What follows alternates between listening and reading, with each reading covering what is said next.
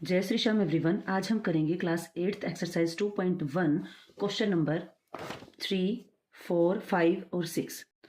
इसमें हमें मेनली क्या करना है, जैसे कि 5x + 9 = 5 + 3x। वेरिएबल टर्म को एक तरफ करना है और कांस्टेंट टर्म को एक तरफ करना है। वेरिएबल टर्म कौन सी होती है, जिसके साथ ये x, y, z लगा हुआ होता है।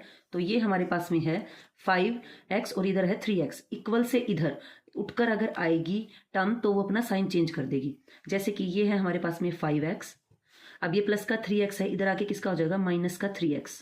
बिकॉज इसको ये मानो ये नदी है और इसको जब पार करेंगे तो इधर आके कपड़े चेंज करने पड़ेंगे, उधर जाएंगे तो भी प्लस चेंज होगा माइनस में और मल्टीप्लाई चेंज होगा डिवाइड में, और इनका उल्टा भी होगा, माइनस वाला प्लस होगा और डिवाइड वाला मल्टीप्लाई होगा। ठीक है, ये 4 कपड़े हैं जो चेंज करने हैं।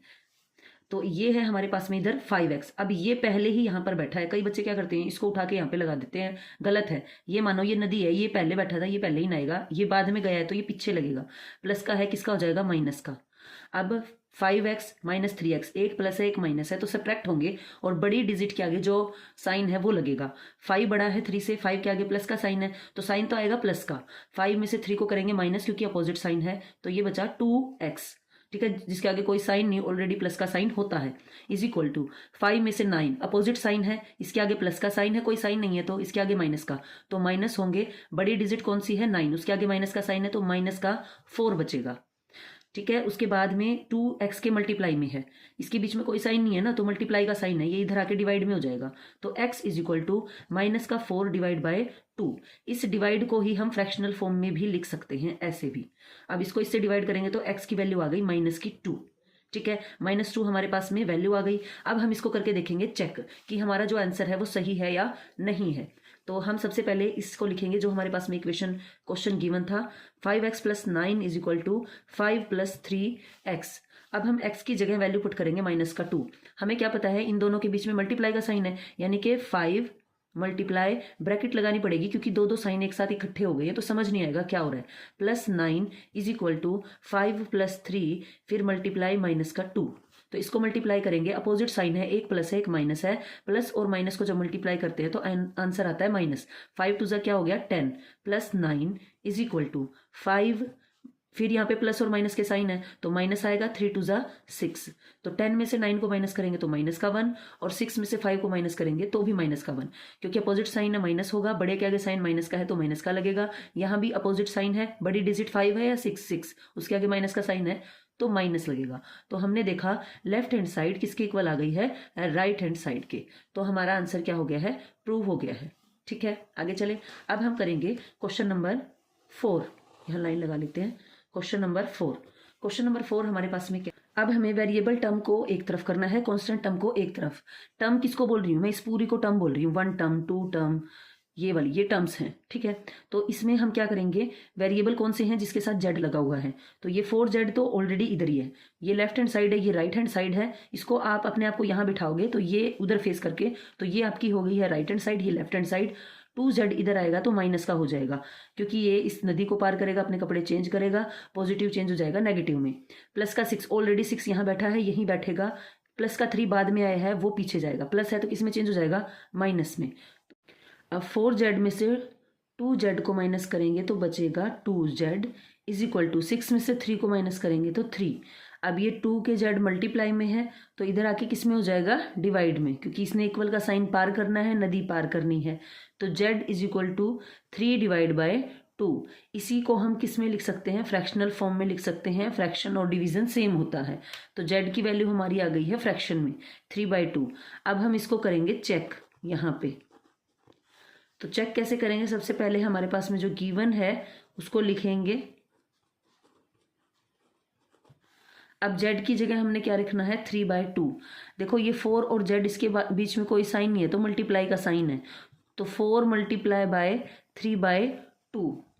उसके बाद में है +3 = 6 प्लस में 2 × 3/2।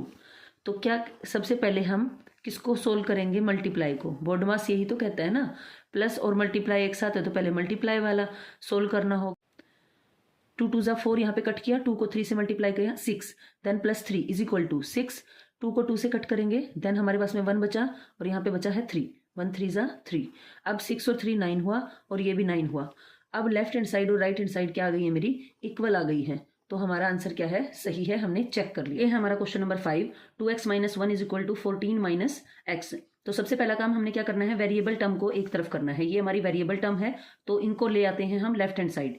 तो 2x और ये माइनस का x है, हमने क्या बताया था, ये हमारी नदी है, इक्वल का साइन है, इसको ये मानो।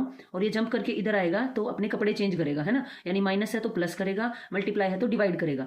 अगर प्लस होता तो माइनस कर देता। तो माइनस का x है, इधर आके प्लस का x हो गया, = अब ये 14 पहले ही यहाँ पर बैठा है, इसको मत हिलाना यहाँ पर, क्योंकि नदी में पहले ये नहाएगा तो ये पहले ही बैठेगा। अब ये माइनस का 1 बाद में उठ के उधर गया है, तो ये हो जाएगा प्लस का 1, है ना। ये कहेगा मेरे पीछे चल भाई पीछे।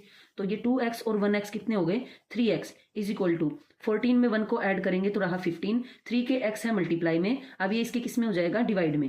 तो 15 / 3, जब हम इसको डिवाइड करेंगे तो इसी को हम फ्रैक्शनल फॉर्म में भी लिख सकते हैं। तो काटेंगे तो ये हमारे पास में आएगा 3 × 5 = 15। तो x की वैल्यू क्या आई, 5 आई। अब हम यहाँ पर करेंगे इसको चेक।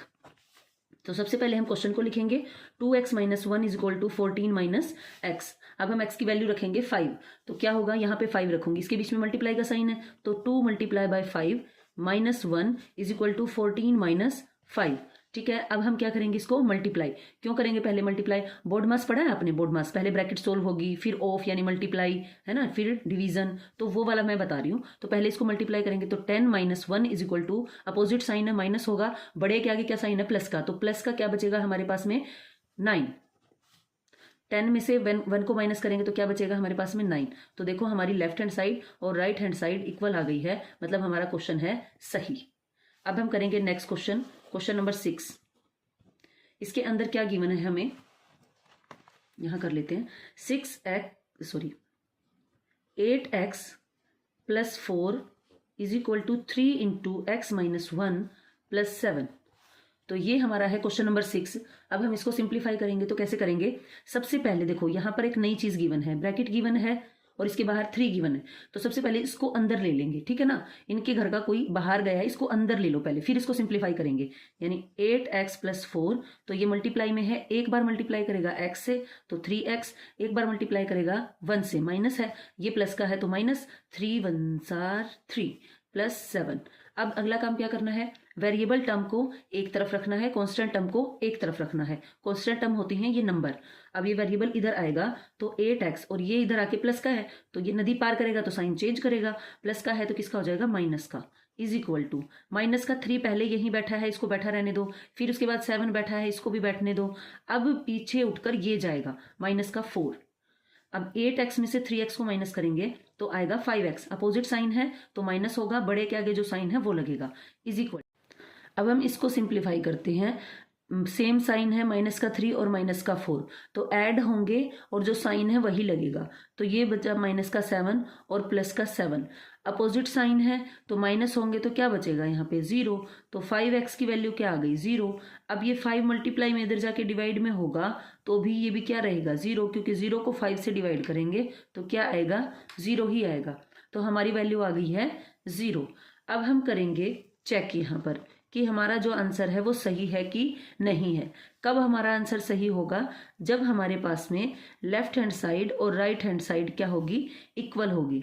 तो इसके अंदर हमने जो ये, या तो इसी को ले लो स्टार्टिंग में, या दूसरा तरीका है जो आपने सिंप्लीफाई कर लिया ना, इसको ले लो, चलो इसी को ले लेते हैं, = 3 × x - 1 + 7। तो हम पुट करेंगे 0, यहाँ पे 0 पुट करेंगे तो ये मल्टीप्लाई में करेगा तो 0 कर देगा पूरे को, प्लस में 4 = 3, 0 - 1 तो 0 - 1 + 7।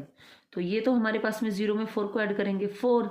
अब ये है 0 में से -1 माइनस होगा तो क्या बचेगा, -1। तो यहाँ बचा हमारे -1 + 7, क्योंकि अपोजिट साइन है और जो बड़े के आगे साइन है वो रहेगा और माइनस होगा तो -1 बचा। 4 = -3 + 7। अब -3 और +7 अपोजिट साइन है तो सब्ट्रैक्ट होंगे, बड़े के आगे जो साइन है वो आएगा तो बचेगा +4 और ये भी 4। तो क्या हुआ, left hand side = right hand side. तो प्रूव हो गया हमारा आंसर सही है। अगर वीडियो पसंद आई हो तो please like, share and subscribe.